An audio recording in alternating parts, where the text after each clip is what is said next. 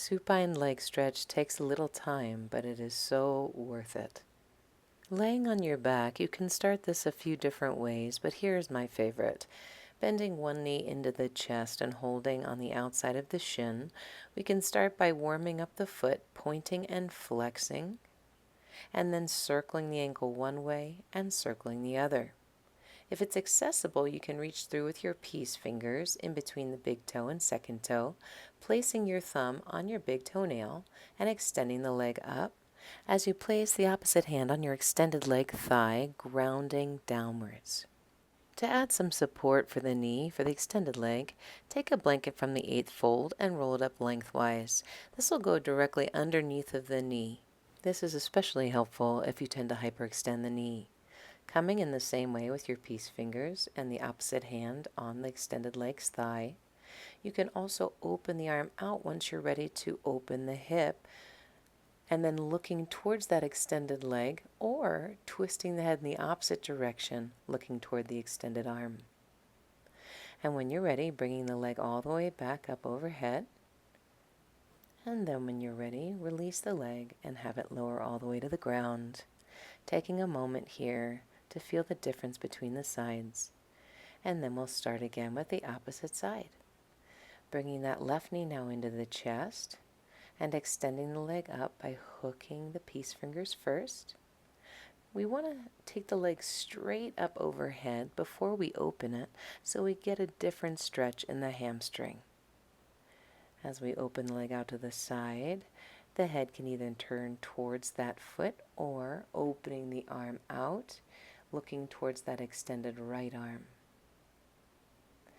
Breathing here, bringing that foot towards the head as you lift back up, and then maybe assisting it as you extend it down and rest.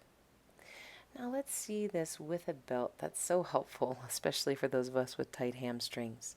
We'll take the belt around that extended leg's foot and choke up with our hands. We can even tighten the belt to create a small loop that goes all the way up towards the foot, so we only have to hold one strap with the hand. This leaves the other hand free to either rest on the thigh or on the ground beside you. On the other side, you'll have a clearer picture of how to ensure that the foot stays nice and flexed. So look at the foot and the belt. If I pull down with my right hand, it sickles the ankle. I pull down with my left hand, it flexes it even stronger. So we want to have a nice solid flexing where the pinky edge is drawing down towards the hip. Choking up on the belt, opening that hip out to the side, keeping that right thigh of the extended leg grounded as much as possible, and then extending the opposite arm. And then when you're ready, bringing that leg back up overhead. And now we'll switch hands to take the IT band stretch. We must keep both hips on the floor, not let that outer hip lift. So we'll use the hand to ground that left hip. You can even hook your thumb into the hip crease to help with that. And carry the leg across the body. You'll feel the stretch on the outside of the thigh. When you're ready, after a few breaths, carry it all the way over, allowing the hip to lift, and you can bend the bottom leg for added support. And you'll extend the opposite arm and look towards that hand as you breathe in this deep twist. When you're ready to come back, slowly lift up, back up overhead as you extend the leg on the floor, squaring off the hips before you bend the knee and release the strap, extending that leg. Let's see this on the other side. So taking the belt in a big loop with the strap coming back towards you so you can control how tight it is, hook it around the foot and extend the leg up towards the sky. Notice again the technique for ensuring that the foot does not sickle. Pull on the pinky edge of the strap so that it draws down toward the hip. Place both straps in one hand while the opposite hand rests on the thigh or on the ground. Choke up on this strap as you begin to open out to the side, extending the left arm and mindfully bringing that leg to its full extension. Turning the head to look at the opposite hand. Pausing here, keep grounding through the back of the left leg. And when you're ready to come back up, slowly lift. And then switch hands.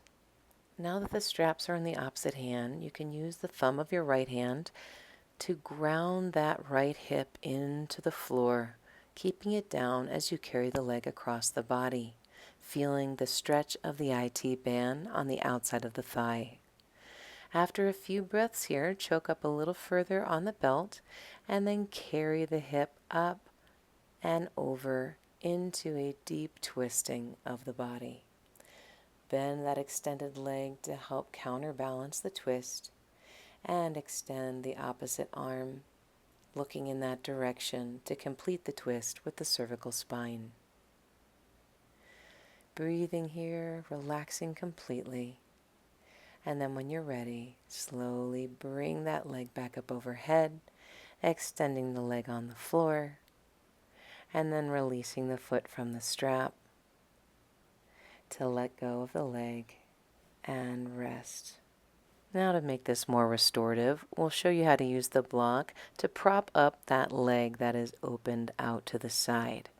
So have that nearby on the second height, opening out the leg, and then we'll tilt it onto its corner edge, supporting the outer thigh with the long edge of the block. Notice that the block isn't standing straight up, but it's tilted on that long edge. Enjoy this juicy addition to make this pose even more restorative. Great work.